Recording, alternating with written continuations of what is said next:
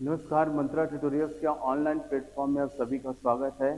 आज हम लोग पर्वतमाला का पार्ट 2 स्टार्ट करेंगे। भारत के जो प्रमुख पर्वतमालाएं हैं, ठीक है, भारत की जो प्रमुख पर्वत हैं उसका आज अध्ययन करेंगे। एक बार हम लोगों ने देख चुका है कि कब कि भारत के मैप में, ठीक है, कौन कौन से स्थान में कौन कौन सी पर्वतमालाएं, कौन कौन से पहाड़ स्थित हैं, ठीक है।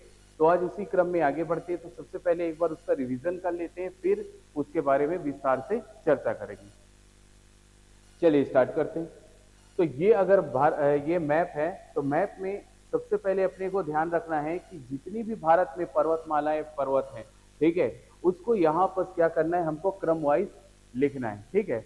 तो आप ध्यान से देखिए, मैं आपको क्रम वाइज बताता हूँ, ठीक है, फिर देखेंगे लोकेशन कहाँ पर है और उसके बारे में और क्या अधिक जानकारी से और क्या अधिक जानकारी ले सकते हैं उसके बारे में चर्चा करेंगे, ठीक है। तो सबसे पहले चालू करते हैं। तो ये हमारे भारत का नक्शा हो गया। तो सबसे पहले इधर पाकिस्तान है और इधर अफगानिस्तान है, ठीक है, ये है, ठीक है। तो सबसे पहला जो पर्वत श्रृंखला हम भरते हैं, तो यहाँ पर आ जाएगा ये पाकिस्तान और अफगानिस्तान के मध्य में जो सीमा रेखा बनी हुई है, वहां पर एक बहुत बड़ा पर्वत श्रृंखला है जिसका नाम है हिंदुकुश पर्वत, ठीक है। तो आप याद रखना, ये यहाँ पर पड़ेगा आपका हिंदुकुश पर्वत। तो याद रखें, यहाँ पर एक विशाल पर्वत श्रृंखला है जिसका नाम है हिंदुकुश पर्वत। तो पहला तो ये याद रखना है अपने को। और इसका लोकेशन कहाँ है, पाकिस्तान और अफगानिस्तान के मध्य में। तो ये आ जाएगा सबसे पहला हिंदुकुश पर्वत, ठीक है। हिंदुकुश पर्वत हो गया। आगे क्यों चलते हैं, ये पाकिस्तान में आएंगे। तो पाकिस्तान में एक पर्वत श्रृंखला पड़ता है जिसका नाम है सुलेमान पर्वत। पाकिस्तान में एक पर्वत श्रृंखला पड़ता है जिसका क्या नाम है, सुलेमान पर्वत, सुलेमान पर्वत, ठीक है। अब स्टार्ट करते हैं, यहां से ऊपर से चालू करते हैं। तो सबसे पहली जो पर्वत श्रेणी आती है उसका नाम है काराकोरम पर्वत श्रेणी, ठीक है। तो यहां से इस प्रकार बना लेते हैं। तो सबसे जो पहली पर्वत श्रेणी आपको देखने को मिलेगी एकदम टॉप में, वो मिलेगी काराकोरम पर्वत श्रेणी। तो सबसे पहला काराकोरम पर्वत श्रेणी। बेसिकली पर्वतों के बारे में जब हम लोग चर्चा करेंगे टॉपिक के बारे में, तो आपको बताऊंगा कि काराकोरम पर्वत श्रेणी जो है ये वो पामीर के पठार से, याद रखिएगा, पामीर का पठार विश्व की छत कहलाता है। पामीर के पठार से स्टार्ट होता है और कैलाश मानसरोवर में जाकर खत्म होता है। तो पामीर के पठार से लेकर कैलाश मानसरोवर तक इसका क्या है, विस्तार है, ठीक है। तो सबसे ऊंचे में आएगी काराकोरम पर्वत श्रेणी आएगी। फिर सेकंड नंबर में आएगी लद्दाख पर्वत श्रेणी। सेकंड नंबर में क्या आएगी, लद्दाख पर्वत श्रेणी आएगी, ठीक है, नाम याद रखिएगा। तीसरे नंबर पे आ जाएगा आपका जास्कर पर्वत श्रेणी। तीसरे नंबर पे क्या आएगा, जास्कर पर्वत श्रेणी। उसके बाद चौथे नंबर पे आएगा पीर पंजाल, याद रखिएगा नाम, पीर पंजाल पर्वत श्रेणी। क्रम पूछा जाता है बार बार। और लास्ट में यहां पर ये आ जाएगा आपका धौलाधार पर्वत श्रेणी। ये आ जाएगा आपका धौलाधार पर्वत श्रेणी। तो क्रम वाइज याद करना है। तो सबसे पहले काराकोरम पर्वत श्रेणी, उसके बाद आ जाएगा लद्दाख पर्वत श्रेणी, उसके बाद जाएगा जास्कर पर्वत श्रेणी, उसके बाद आएगा पीर पंजाल पर्वत श्रेणी, ठीक है, और सबसे लास्ट में धौलाधार पर्वत श्रेणी आ जाएगा, ठीक है, धौलाधार पर्वत श्रेणी आ जाएगा। चलिए इसका नाम लिख देते हैं। सबसे पहला जो आता है वो काराकोरम है, काराकोरम पर्वत श्रेणी, ठीक है। उसके बाद लद्दाख, मैं खाली लद्दाख लिख दे रहा हूं, ठीक है। उसके बाद आएगा जास्कर, उसके बाद हो जाएगा पीर पंजाल, उसके बाद आ जाएगा धौलाधार। ये क्रम से, ठीक है, तो ये क्रम से, ठीक है। और याद रखिएगा लद्दाख और जास्कर ये दो पर्वत श्रेणियों के मध्य से एक नदी गुजरती है और उस नदी का क्या नाम है, उस नदी का नाम है सिंधु नदी। तो कभी कभी ये प्रश्न पूछा जाता है कि सिंधु नदी कौन से दो पर्वत श्रेणियों के मध्य से गुजरती है। तो याद रखिएगा कौन कौन सी पर्वत श्रेणी है, लद्दाख और जास्कर पर्वत श्रेणी के मध्य से यह गुजरती है, ठीक है। अब आगे चलते हैं, यहां पर देखेंगे तो यहां पर एक पर्वत श्रृंखला पड़ती है, इसका नाम है अरावली पर्वत, ठीक है। अरावली पर्वत जो है इसका 80% विस्तार याद रखिएगा राजस्थान में है। इसीलिए जब भी अरावली पर्वत का नाम आता है तो राजस्थान याद आ जाता है, ठीक है। तो अरावली पर्वत का विस्तार कहां पर है, राजस्थान में है ज्यादा, ठीक है। और याद रखिएगा इसी अरावली पर्वत का इसी अरावली पर्वत का एक विस्तार यहां तक आता है, मुड़ जाता है थोड़ा से और यहां पास आता है, इसे कहते हैं रायसेन की पहाड़ी। और याद रखिएगा रायसेन की पहाड़ी में राष्ट्रपति निवास है और राष्ट्रपति निवास रायसेन की पहाड़ी के ऊपर है। तो कभी कभी पूछा जाता है राष्ट्रपति निवास कहाँ है, उसमें सॉरी कभी कभी पूछता है कि राष्ट्रपति भवन किस पहाड़ी के ऊपर है, तो वो है रायसेन की पहाड़ी। तो इसको लिख सकते हैं अपन रायसेन की पहाड़ी, रायसेन की पहाड़ी। और ये पर्वत श्रेणी क्या है, ये है अरावली, अरावली पर्वत हमारे बहुत पुराना पर्वत श्रृंखला है, ठीक है। तो ये है अरावली पर्वत, अरावली पर्वत, अरावली पर्वत, ठीक है। आगे बढ़े तो यहां से आगे की ओर बढ़ते हैं तो यहां पर एक पर्वत श्रृंखला आती है बड़ी सी, ठीक है। और ये जो पर्वत श्रृंखला है, ठीक है, इसे कहते हैं विंध्याचल पर्वत श्रेणी। यहां पर एक बड़ी सी पर्वत श्रृंखला आती है, इसे कहते हैं विंध्याचल पर्वत श्रेणी। याद रखिएगा नाम विंध्याचल पर्वत श्रेणी, ठीक है। अब इसी के नीचे एक और पर्वत श्रेणी पड़ती है, इसका नाम है आपका सतपुड़ा। इसका क्या नाम पड़ जाएगा, सतपुड़ा। क्रम से इसके नीचे एक और पड़ेगी जिसका नाम है अजंता, इसका क्या नाम है, अजंता, ठीक है। इसके नीचे एक और पड़ेगी जिसका क्या नाम है, सातमाला। इसके नीचे एक और पड़ेगी जिसका नाम है बालाघाट पर्वत श्रेणी। तो क्रम से ही अपने को चारों को ध्यान रखना है। तो सबसे पहले नाम लिख लेते हैं इनका। तो सबसे पहले आ जाएगा, ये आ जाएगा विंध्याचल, विंध्याचल पर्वत श्रेणी, पर्वत श्रेणी, ठीक है। उसके बाद आएगा ये सतपुड़ा, सतपुड़ा पर्वत श्रेणी आ जाएगा। उसके बाद आ जाएगा ये अजंता पर्वत आएगा। उसके बाद आ जाएगा ये सातमाला और उसके बाद ये आ जाएगा बालाघाट, बालाघाट पर्वत, ठीक है। एक क्रम से पर्वत श्रेणियां हैं, ठीक है, एक क्रम से पर्वत श्रेणियां। सबसे पहला विंध्याचल, सतपुड़ा, अजंता, सातमाला और बालाघाट, सातमाला और बालाघाट, सातमाला और बालाघाट। यहां से इस साइड आते हैं तो यहां पर एक पर्वत श्रेणी पड़ती है जिसका नाम है सोमेश्वर पर्वत। यहां पर एक पर्वत श्रेणी पड़ती है जिसका नाम है सोमेश्वर पर्वत और ये कहां पर है, ये बिहार में। याद रखिएगा ये कहां पर है, ये बिहार में। सोमेश्वर पर्वत कहां है, बिहार में। अब यहां से नीचे की ओर आते हैं तो एक और पर्वत श्रेणी पड़ती है, यहां पर पड़ेगा कंचनजंगा। याद रखिएगा यहां पर क्या पड़ेगा, कंचनजंगा, ठीक है। और ये कंचनजंगा कहां है, सिक्किम में है। तो यहां पर सोमेश्वर, यहां पर है सोमेश्वर, सोमेश्वर पर्वत, ठीक है। अब यहां से ये आपको कहा गया कंचनजंगा,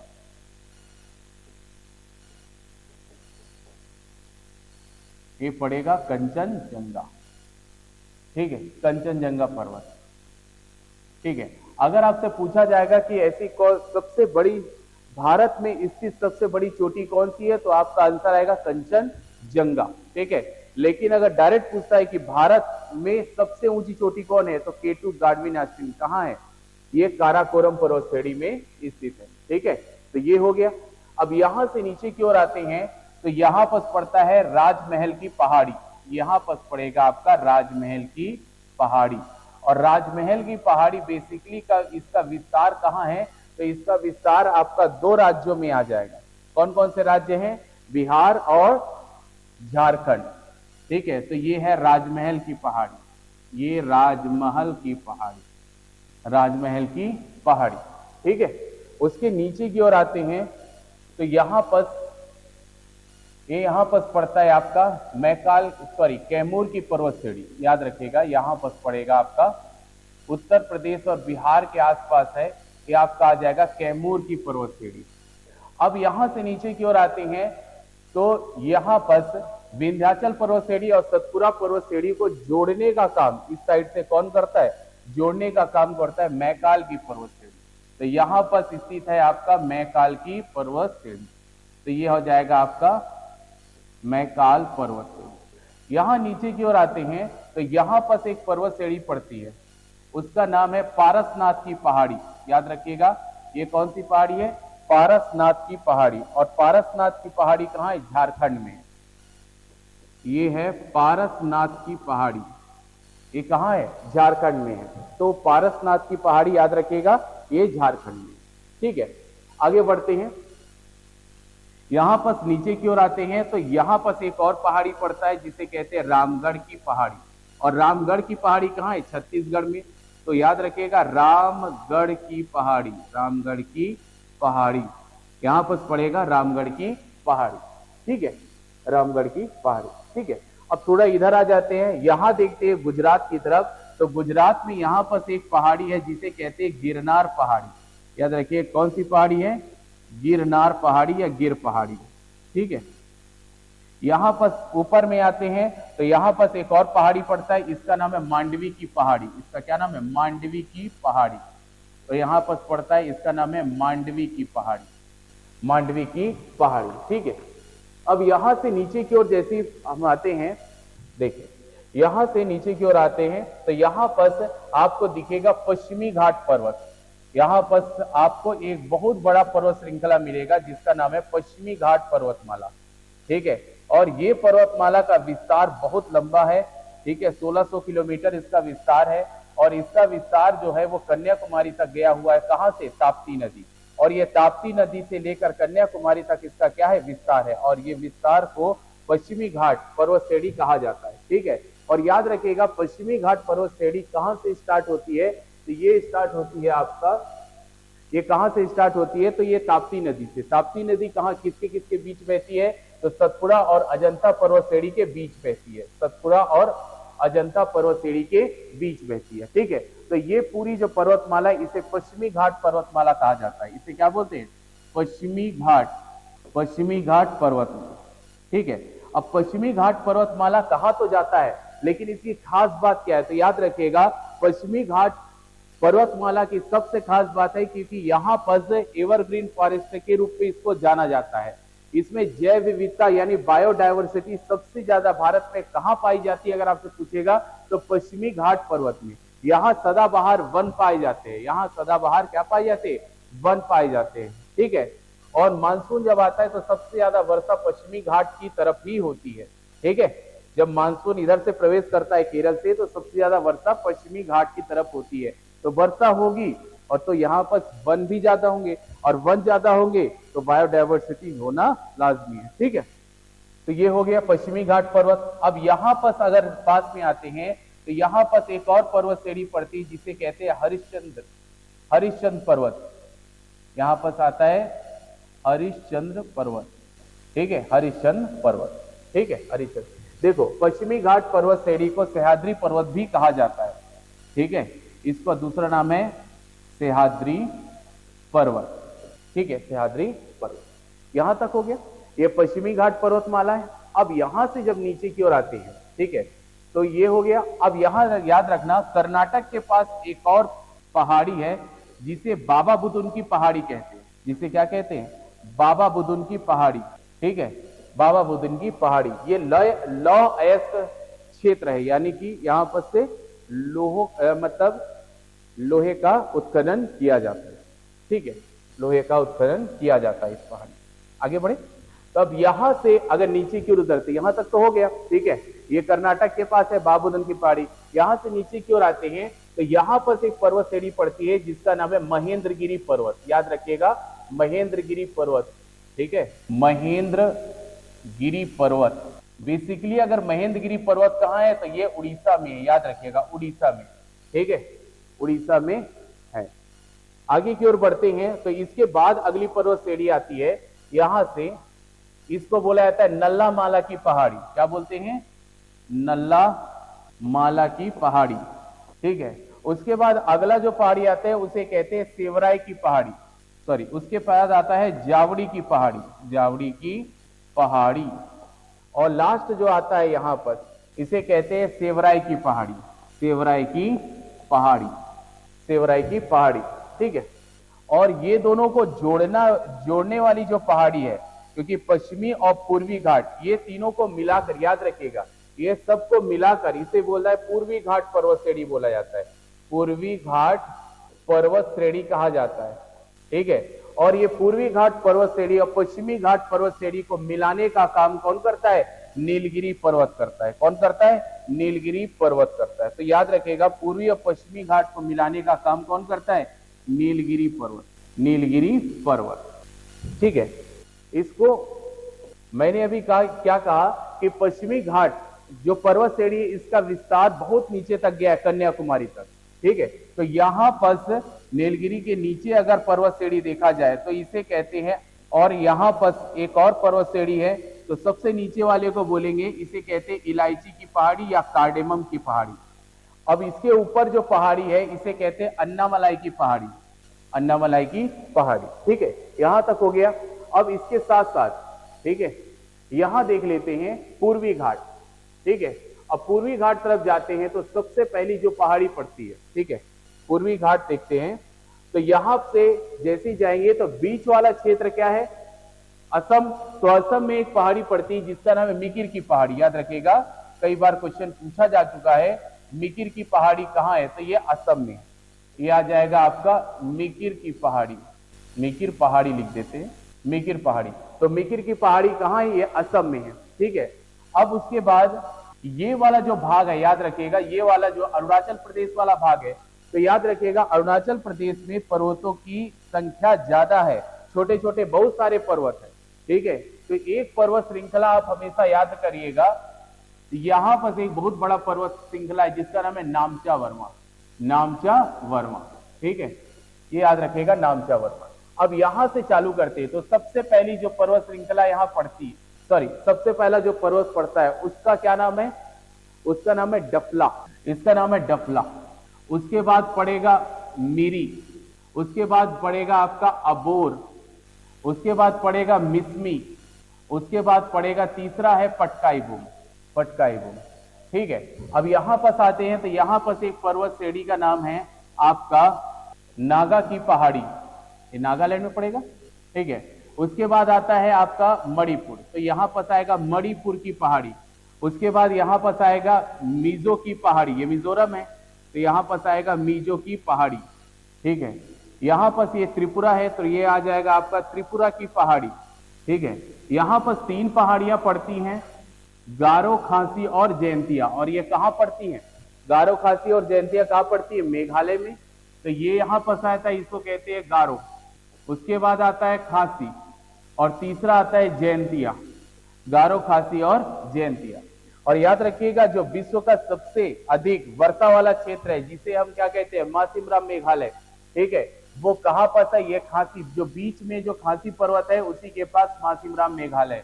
ठीक है, ये पर्वतों की बनावट ऐसी है कि यहाँ पर मानसूनी बादल जो है फंस जाते हैं, और फंसने के कारण कंटिन्यू टकरा टकरा के वहां पर लंबे समय तक बारिश करते हैं, इसीलिए विश्व का सबसे अधिक वर्षा वाला क्षेत्र है।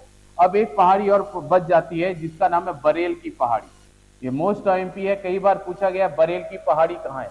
तो बरेल की पहाड़ी बेसिकली 3 राज्यों में फैली हुई है। पहला राज्य जो है, ठीक है, मैं यहां पर लिख देता हूं, ये है बरेल की पहाड़ी, बरेल की पहाड़ी। ये 3 राज्यों में फैली हुई है। सबसे पहला है असम, उसके बाद है नागालैंड और उसके बाद है मणिपुर। ये 3 राज्यों में फैली हुई है। ठीक है, ये 3 राज्यों में फैली हुई है। ठीक है, इतने सारे पर्वत श्रृंखलाएं हमारे देश में स्थित है। ठीक है, एक और पहाड़ी आ जाएगी यहां पर जिसका नाम है पालकोंडा की पहाड़ी, यहां पर है, इसका नाम है पालकोंडा की पहाड़ी। ठीक है, अगर इस प्रकार इसको बनाओगे तो आपके प्री मेंस किसी भी एग्जाम के लिए इतना सफिशियंट है, इससे बाहर नहीं आएगा। ठीक है, इतनी पहाड़ियों के बारे में हमको जानना है। ठीक है, अब देखते हैं, ये तो हो गई पहाड़ी। ठीक है, अब इन पहाड़ियों के बारे में कुछ कुछ डिटेल चर्चा कर लेते हैं। ठीक है, आगे बढ़े। तो ये हमारी पहाड़ियां हो गई। उसके बाद ठीक है, अब देखिए, सबसे पहला चर्चा करते हैं विंध्याचल पर्वत श्रेणी की। तो याद रखिएगा, विंध्याचल पर्वत श्रेणी की जब चर्चा करते हैं तो ये उत्तर भारत को दक्षिण भारत से अलग करता है।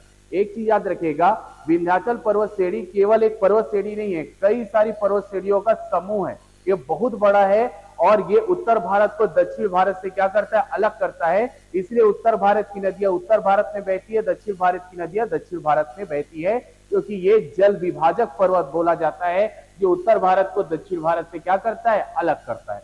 अब बेसिकली हमको जानने वाली बात यह है कि इसका विस्तार कितने राज्यों में है। तो ये इंपॉर्टेंट क्वेश्चन बनता है कि इसका विस्तार गुजरात, मध्य प्रदेश, उत्तर प्रदेश, बिहार, झारखंड तक इसका विस्तार है। तो विस्तार याद रखिएगा, गुजरात, मध्य प्रदेश, उत्तर प्रदेश, बिहार और झारखंड तक है।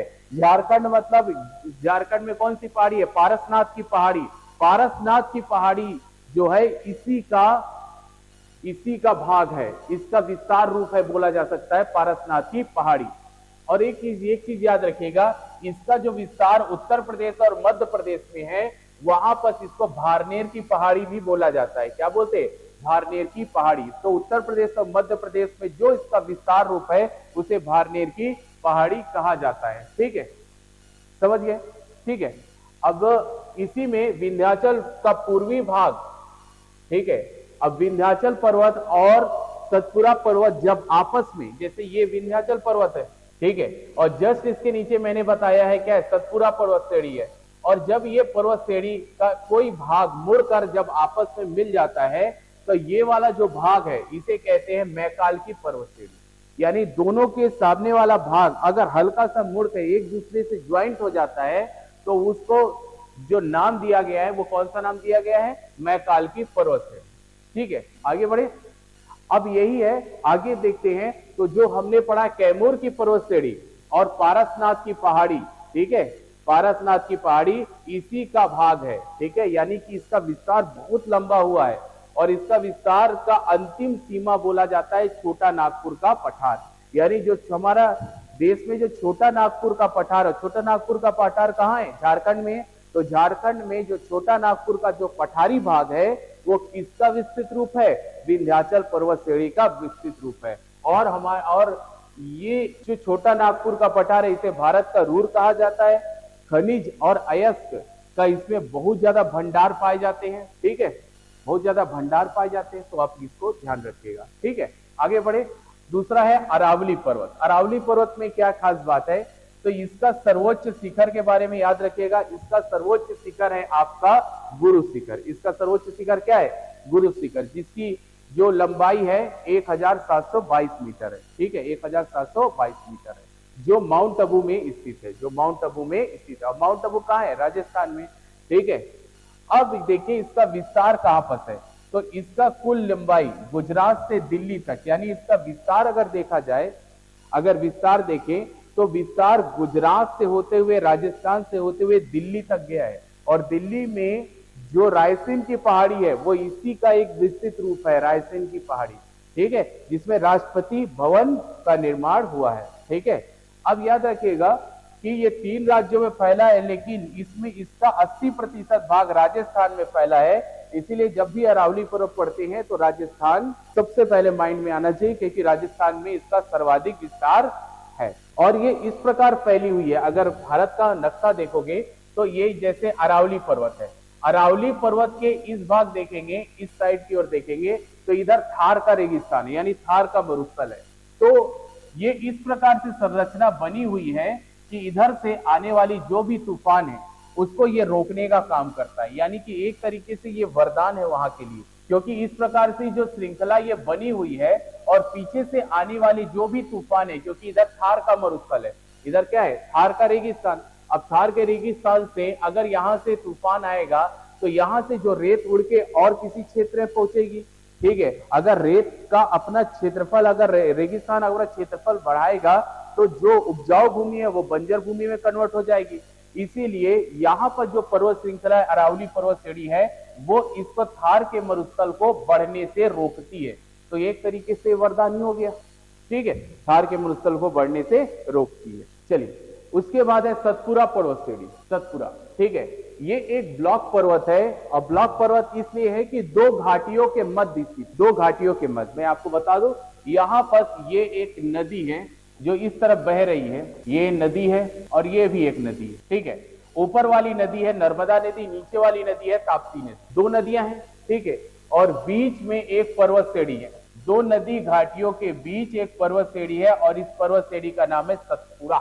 ठीक है, तो ऊपर है आपका नर्मदा घाटी, नीचे है ताप्ती घाटी, और ये दोनों घाटियों के मध्य में एक पर्वत श्रेणी है जिसका नाम है सतपुरा पर्वत श्रेणी। ठीक है, इसीलिए इसको क्या बोला जाता है? ब्लॉक पर्वत बोला जाता है। ठीक है, ब्लॉक पर्वत है। ठीक है, अगर संरचनात्मक दृष्टि से देखें तो ये 3 भागों में बंटती है। अगर संरचनात्मक दृष्टि से देखा जाए तो सतपुरा पर्वत श्रेणी 3 भागों में बटा रहता है। ये हमको पता होना चाहिए, 3 भागों में क्या रहता है? बटा रहता है। ठीक है, 3 भागों में बटा रहता है। इसमें सबसे पहले पश्चिमी भाग को राजपीपला की पहाड़ी कहा जाता है। पश्चिमी भाग को राजपीपला की पहाड़ी कहा जाता है, मध्य भाग को महादेव पर्वत कहा जाता है और पूर्वी भाग को मैकाल की पर्वत श्रेणी कहा जाता है। बस याद रखना है कि 3 भागों में ये बटा रहता है। पूर्वी भाग को राजपीपला की पहाड़ी, मध्य भाग को महादेव पर्वत, ठीक है, मध्य भाग को क्या बोलेंगे, महादेव पर्वत बोलेंगे, और पूर्वी भाग को मैकाल की पर्वत श्रेणी कहती है। और इसकी सबसे ऊंची चोटी है वो धूपगढ़ है, जिसकी ऊंचाई कितनी है, 1350 है। तो धूपगढ़ इसकी सबसे ऊंची चोटी है। इसका विस्तार अगर देखा जाए तो इसका विस्तार गुजरात, महाराष्ट्र, मध्य प्रदेश और छत्तीसगढ़ में इसका विस्तृत विस्तार है, लेकिन सबसे ज्यादा है मध्य प्रदेश। सबसे ज्यादा क्या है, मध्य प्रदेश में इसका सबसे ज्यादा विस्तार देखने को मिलता है। ठीक है, आगे बढ़े। उसके बाद है रायसेन की पहाड़ी। रायसेन की पहाड़ी जो है वो अरावली पर्वत का ही एक विस्तार रूप है, और रायसेन की पहाड़ी के ऊपर क्या स्थित है, राष्ट्रपति भवन, और राष्ट्रपति भवन में उनका कार्यालय और उनका आवास दोनों बना हुआ है। इसलिए राष्ट्रपति भवन कौन सी पहाड़ी के ऊपर है, रायसेन की पहाड़ी, जो कहां पर है, दिल्ली में। तो याद रखिएगा रायसेन की पहाड़ी कहां है, दिल्ली में। उसके बाद अजंता की पहाड़ी। देखिए अजंता की पहाड़ी जो है ये महाराष्ट्र के औरंगाबाद जिले में है। ये महाराष्ट्र के कौन से जिले में, औरंगाबाद जिले में है। ये गुफाओं वाली पहाड़ी है, इससे बहुत सारे गुफाएं हैं, और वो गुफाएं गुप्तकालीन गुफाएं हैं। उसमें से कुछ गुप्तकालीन गुफाएं हैं, कुछ गुफाएं जो है वो बौद्ध धर्म, जैन धर्म और हिंदू धर्म से मान्यता रखती हैं। ठीक है, और इसी कारण इसकी बनावट ऐसी है, इसमें गुफाएं बहुत सारी है। ठीक है, इसीलिए 1983 में यूनेस्को ने इसको विश्व धरोहर स्थल रूप में घोषित किया है। विश्व धरोहर स्थल रूप में इसको क्या किया है, घोषित किया है। ठीक है, आगे बढ़ते। उसके बाद अगली जो पहाड़ी आती है उसका नाम है सातमाला की पहाड़ी। देखिए सातमाला की पहाड़ी की जब चर्चा करते हैं तो ये कहां पर है, यह महाराष्ट्र के नासिक जिले में है। याद रखिएगा महाराष्ट्र के नासिक जिले में सातमाला की पहाड़ी है। ठीक है, ठीक है। और अगर बोला जाए तो सह्याद्री पर्वत का ही एक भाग है, लेकिन सातमाला की पहाड़ी का एग्जैक्ट लोकेशन महाराष्ट्र के नासिक जिले में है। उसके बाद अगला आता है, इसका नाम है सह्याद्री पर्वत। अगला कौन सा पर्वत आता है, इसका नाम है सह्याद्री पर्वत। ठीक है, अब सह्याद्री पर्वत है ये पश्चिमी घाट पर्वत के रूप में जाना जाता है। ठीक है, इसका विस्तार जो बोला जाए तो ताप्ती नदी से, याद रखिएगा इसका विस्तार जो है वो ताप्ती नदी से लेकर अगर यहां से लिया जाए तो कन्याकुमारी तक इसका क्या है, विस्तार रूप है। इसका कन्याकुमारी तक इसका विस्तार रूप है। लगभग 1600 किलोमीटर, लगभग 1600 किलोमीटर का विस्तृत क्षेत्र है। 1600 किलोमीटर का क्या है, विस्तृत क्षेत्र है। इसकी ऊंची चोटियों में से सबसे पहले आएगा कालसुबाई, ये इसकी ऊंची चोटी है सह्याद्री पर्वत की। कुद्रेमुख है, कुद्रेमुख ये कर्नाटक में पड़ता है, याद रखिएगा कुद्रेमुख जो है वो कर्नाटक में पड़ेगा। इसकी ऊंचाई कितनी, 1892। ठीक है, और उसके बाद महाबलेश्वर, ये महाबलेश्वर भी चोटी इसी में पड़ती है। ठीक है, इसकी ऊंचाई 1448। ठीक है, यहां से 5 नदियों का उद्गम स्थल है, 5 नदियां यहां से निकलती है। कुद्रेमुख याद रखिएगा कर्नाटक में है। ठीक है, कुद्रेमुख और महाबलेश्वर, कालसुबाई ये दोनों महाराष्ट्र में है। ये दोनों कहां है, महाराष्ट्र। तो 5 नदियां यहां से निकलती है। नाम याद रखिएगा, कृष्णा, सावित्री, ठीक है, वेन्ना, गायत्री और कोयना।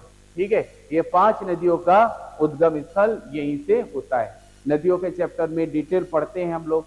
ठीक है, तो नदियों का जब चैप्टर हम लोग चालू करेंगे तो उसमें डिटेल पढ़ेंगे कि कौन सी नदी किस पर्वत श्रृंखला से निकलती है, कहां से निकलती है। ठीक है, अगला देखते हैं मैकाल की पर्वत श्रेणी। ठीक है, अब हमने कहा है कि मैकाल की पर्वत श्रेणी का निर्माण कैसे हुआ है। विंध्याचल की पर्वत श्रेणी और सतपुड़ा की पर्वत श्रेणी का जो छोर का जो मोड़ा हुआ भाग है, ठीक है, जो मुड़ाव आ गया है और मुड़ाव के कारण दोनों आपस में मिल गए हैं और उसी क्षेत्र को बोला जाता है मैकाल की पर्वत श्रेणी। ठीक है, मैकाल की पहाड़ी। ठीक है, मैकाल की जो पहाड़ी है उसका सर्वोच्च शिखर है अमरकंटक। ठीक है, अमरकंटक तीर्थनीय एक दर्शनीय स्थल है अमरकंटक, जिसकी ऊंचाई कितनी है, 1036 किलोमीटर है। ठीक है, और अगर अमरकंटक की बात करते हैं, मैकाल की पर्वत श्रेणी की बात करते हैं तो इसके पश्चिम से नर्मदा नदी निकलती है। तो याद रखिएगा अमरकंटक से नर्मदा नदी का उद्गम स्थल है। ठीक है, तो यहां से नर्मदा नदी निकलती है, उत्तरी भाग से सोन नदी निकलती है और दक्षिणी भाग से महानदी निकलती है। तो दक्षिणी भाग से कौन सी नदी निकलती है, महानदी निकलती। ठीक है, आगे चर्चा करते हैं। तो अगला है नीलगिरी की पहाड़ी।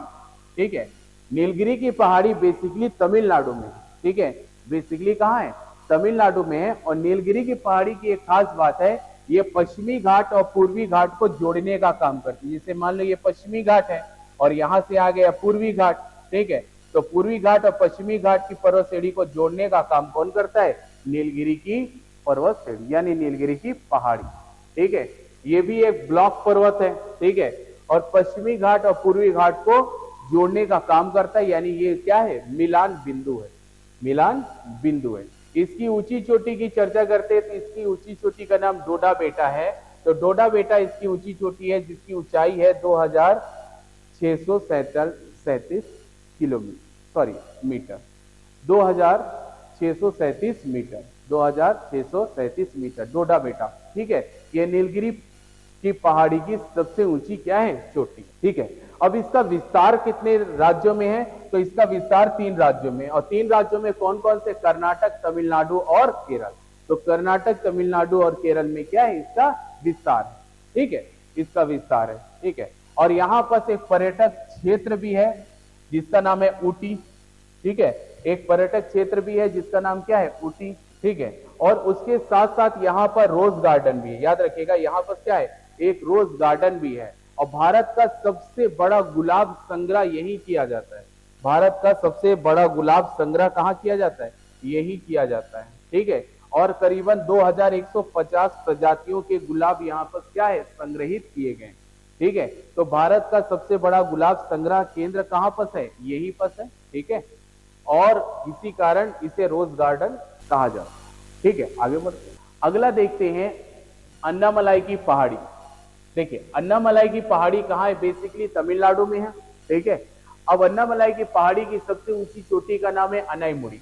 ठीक है, और ये अनाईमुड़ी दक्षिण भारत की सबसे ऊंची चोटी है। याद रखिएगा, दक्षिण भारत की सबसे ऊंची चोटी पहली अनाईमुड़ी है, दूसरे नंबर में आता है डोडा बेटा।